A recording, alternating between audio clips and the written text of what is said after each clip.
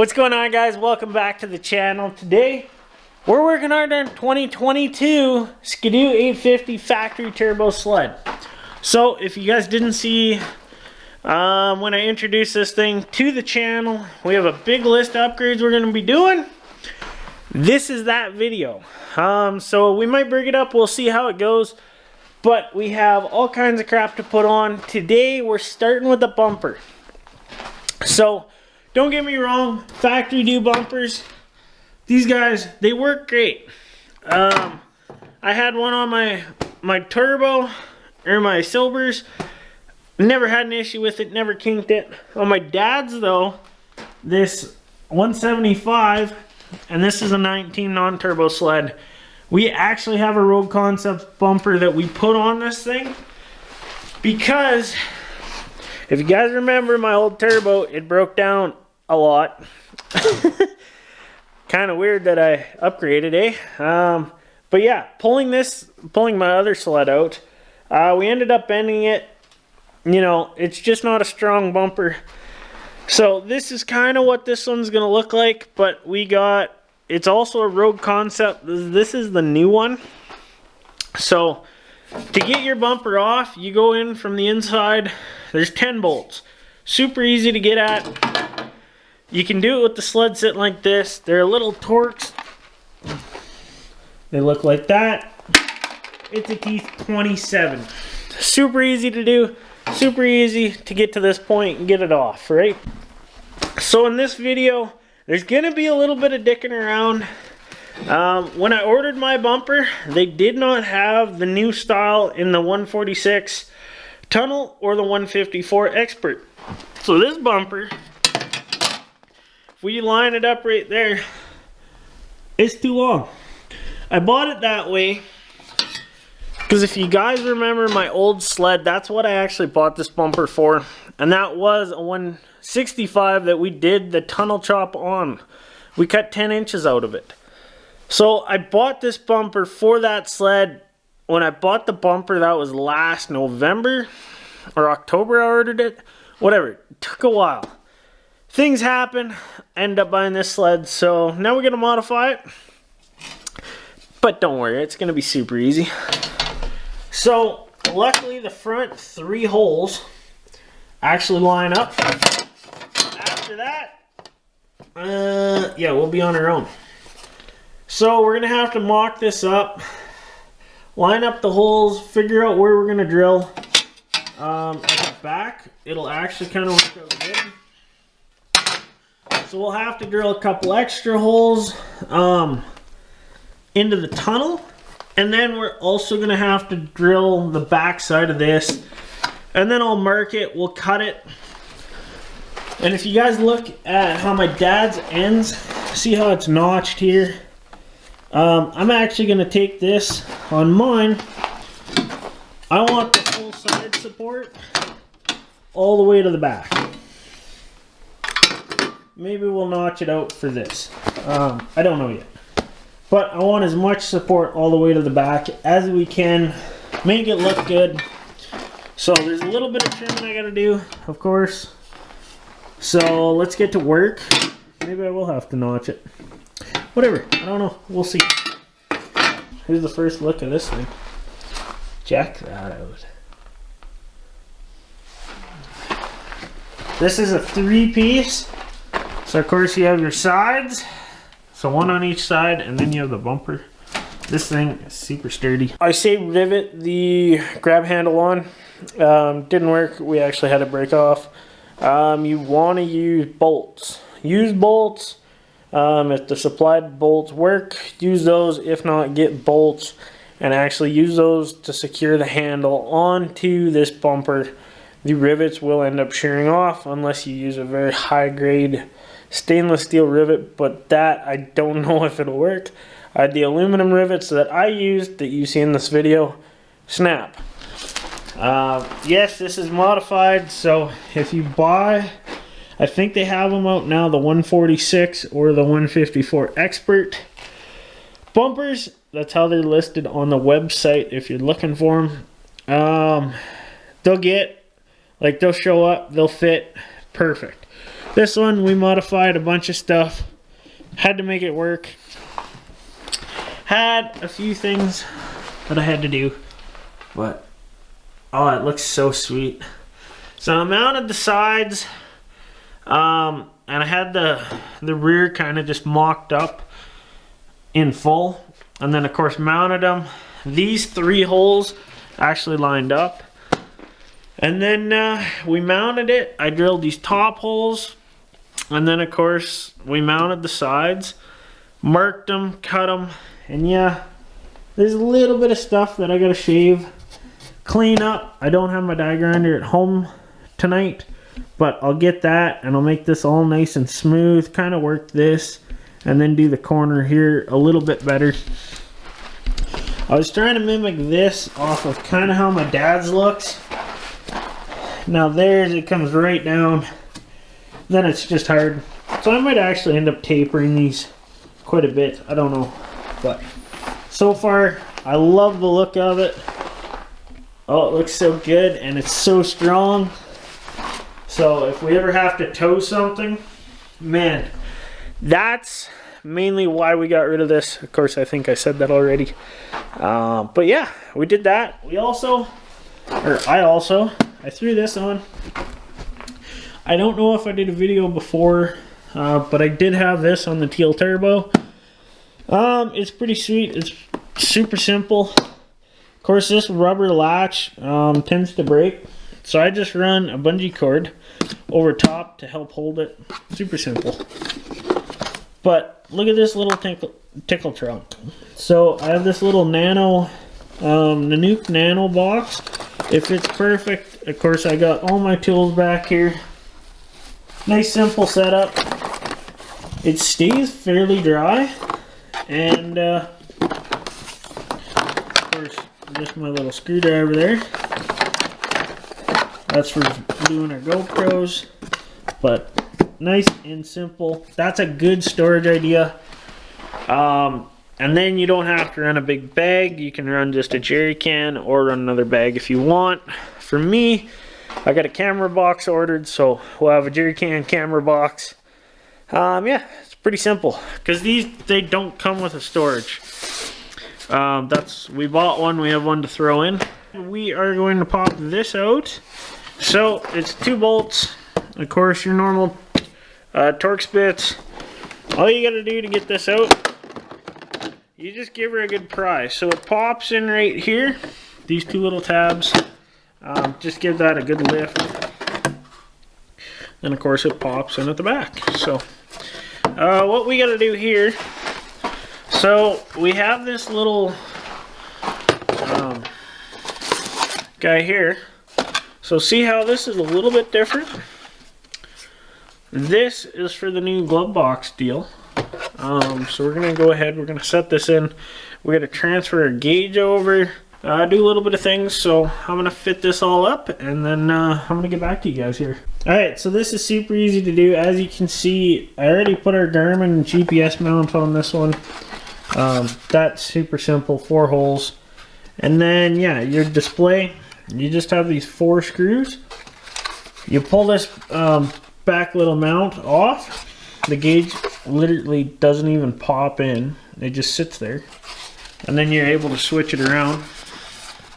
So, good to go.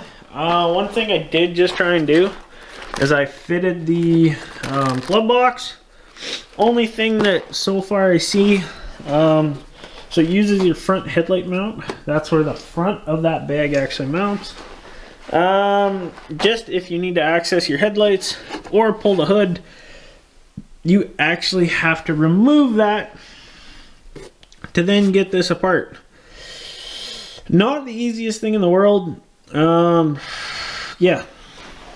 But while I have the hood out, I have those air intake vents that we got to do. So I'm going to go ahead, peel these frog skins off. We're going to go ahead and start mounting our new vents up. Check this out. I got one done so far. So to peel that frog skin off, I didn't even use heat. I just like peeled it with my thumb, and then you can pull it off really easy. These new vents, these are the extreme air vents.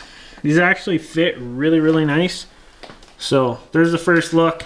Now how I did this for the big one is I lined up the outside edge here.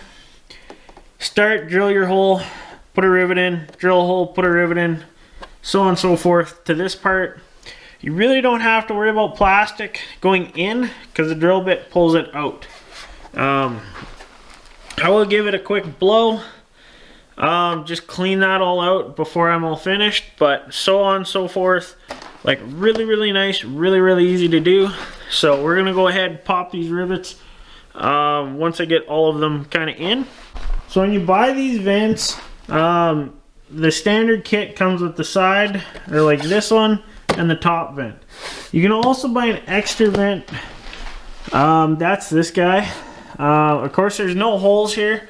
So all I did is I kind of mocked it up, made it look about where I wanted it, put 2 rivets in, drilled the rest of the holes.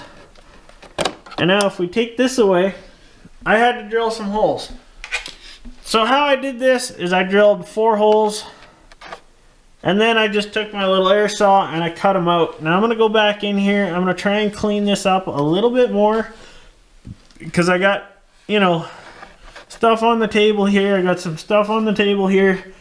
I'm going to open this hole up a little bit more just so we have the best airflow possible. So I'm going to keep working away on that, and then of course I'll have to repeat for the other side. There we go. Check those out. I threw this bezel back in just so we could see the fitment, but check those out. Then of course that little guy on the side did this one. Now yes, once I got done doing these, I took my little vacuum, tried to clean out as much of that as possible, gave it a little blow. Yeah, super happy with the look of those. Now yes, there's 0.6 of a kilometer on this sled. Why are we doing so much? Well, I know a few people with these new turbos. The vents are one thing, and just around the vent the hood is super weak, so this will actually stiffen up this hood just a little bit, because yeah, I've seen them crack here and kind of right around this little area here, so that looks so much better. Well, I was working on the skid plate, got distracted, ended up having to pull the muffler to do the skid plate. We have our GGB that we were going to put on. I was going to wait a little bit to put that on, but with how hard that other one came out, we're not putting her back in. So to get that out, I loosen this bolt here. This one, that's for the side panel at the top. Give it just a little flex. Take this bolt out down here. If you've done cans or done the muffler on these sleds before, you have to do that. And then you have one little connector here. Undo that. That's your temp sensor. You can work that out. That stock muffler, you kind of have to lift up on the turbo. Outlet a little bit, but it will come out. Finesse it. So I went ahead, I tinfoil wrapped this, or this is aluminum heat tape. This is the recoil. This just prolongs the life of the internals on it. Keeps temps down, good stuff. Picked that stuff up on Amazon. It's actually worked really well. Super easy to install. So, pretty happy with that so far. Yeah, so we're gonna put the muffler in. Pretty simple. You have this one sensor here. Copper coat that, install it. And then we just gotta reroute the wires, tie them up. And then with that in, we'll have enough room. All right, let's do it. First fire up with this GGB mountain can. I'm not taping it. It looks like shit, so I pulled the back off. Let's see what this thing sounds like.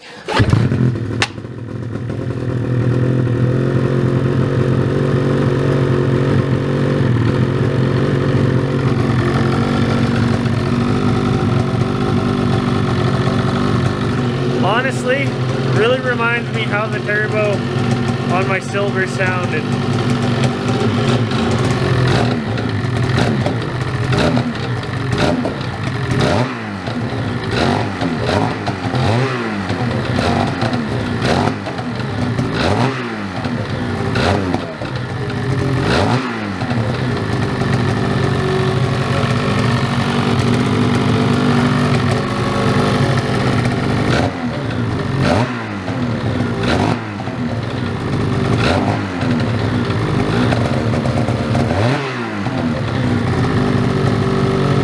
so like I was saying, that really sounds kind of like my Silvers did once we put that race exhaust on it.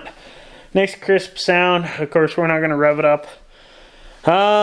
We got more stuff to install, so let's get at it. One thing I'm going to do, because right now I got room, I can do the skid plate kind of stuff. I want to get the skis done. Or not the skis, but the front shocks while we're here. It just makes life easy. So I'm going to go ahead and we're going to quickly swap these out. It's literally 2 bolts. Floats are on. These are super easy to do. It's 1 bolt at the bottom. These are a 12 mil head, 13 mil nut. And then same thing up top. You just have to access your bolt from the inside there. And then you got your nut down here. These are the same floats we ran on the Silvers. So they're already set up. I forget what the specs are for like what the pressures are everywhere. If you guys want, comment below. I will do a full shock setup video on this sled, because we also have the new Fox shocks for the rear. So once I get everything dialed, I will go through and actually tell you guys kind of how I have it set up and what feels good. But I love these shocks. I have almost, no, they got 4,000K on them. Not a single issue. Probably have them rebuilt in the next couple of years, but I love the floats. I love the look of them. The brown, of course, these are old. These are about 3 years old now, so I think Fox went to a different color scheme. We might actually end up wrapping these to make them match the new ones, but we'll see. I like the look. They'll probably match the wrap, which is not even done yet. So, okay, we're making headway. To do this, you want to put the sled on its side. If you can, lay it right over. But coming over to here, so you got 1 rivet here. You got to drill out, and that's right this guy. And then you have to drill out this one. That's a rivet. And then when you come to the clutch side, there's a screw there you gotta pull out, and then there's also a screw down here you gotta pull out. That's pretty much it. So now we're gonna go ahead, we're gonna put this onto there. We're gonna mock up with the bolts that are already drilled. And then we're gonna go ahead and drill the rest, rivet it on. Should be good to go. I'm working on the rear shocks. So I already did this rear one. Of course, we're upgrading with the Foxes. Super nice setups, but this is kind of the reason why. So yes, that rear one, the factory one, it's actually adjustable, which is quite nice. It's got a few settings, or however you want to say it does. I haven't touched those. I even haven't really rode this with that shock setup. I really didn't know what the Summit X would have for shocks. I just ordered these, or no, I picked these up. They were in stock. I always wanted to do the Foxes on my last sled, so I went ahead, you know, we'll just jump to it on this one. But this front shock, so that's all you have. You know, you can set the preload on the spring, which is kind of like the ride height, if you want to say. This one, of course, it's a bypass shock. So we have the QS3 adjustability, kind of like the Evos, or the floats that I have. And then, yeah, it's just super nice that way. And then, of course, you have a nice, this is almost a heavier spring. And they're black, but a little more adjustable. Oh, and then there's also the rebound that you can adjust, so it's a 3 position on the rebound. And then of course you have your 3 settings on this. Now I like that. Having 3 settings, that's perfect, because depending on what I'm doing, it's a quick adjustment. It makes a big difference. I am not kind of the rider that needs to fine-tune my suspension. You guys know how I ride. I ride wide open. I hit shit all the time. Always doing wheelies. So it really, you know, I can make changes here and there and it makes a difference. But I'm not the guy to go out and fine-tune my shocks every day on each condition. So that's why these work really, really well for me. Now, to get this front shock out, it's a little bit of a turkey. So you got one long bolt. It would be right here. That's for your cross shaft that the base sets on. Of course, this has the adjustable limiter strap.